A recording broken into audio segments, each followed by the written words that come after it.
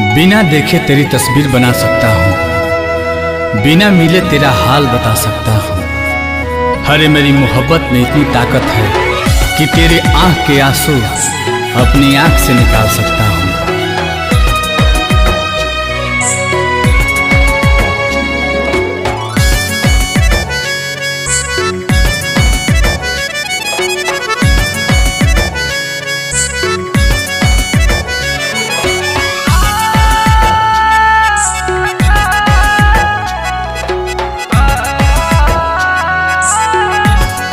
बिछड़ के को पल तोहसे जियल बाटे गवारा हो।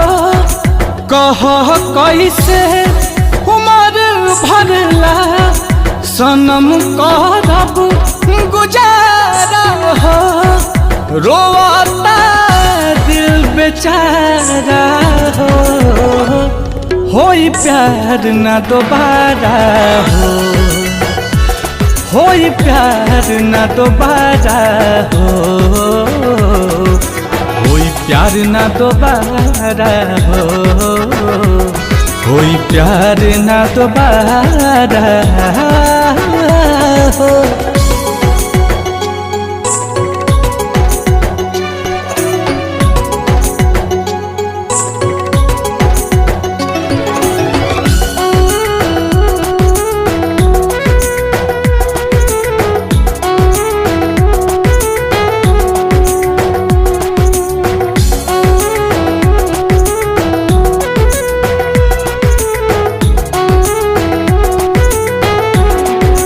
फेरू दिल के ई बगिया अब कबो आबाद ना होई।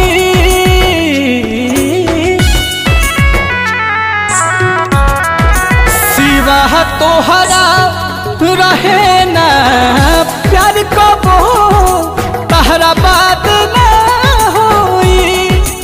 अचानक के सब खत्म भई ना बुझ पैली सारा हो।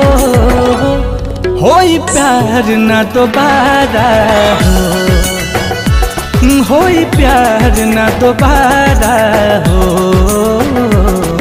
होई प्यार ना दोबारा हो, होई प्यार ना दोबारा हो,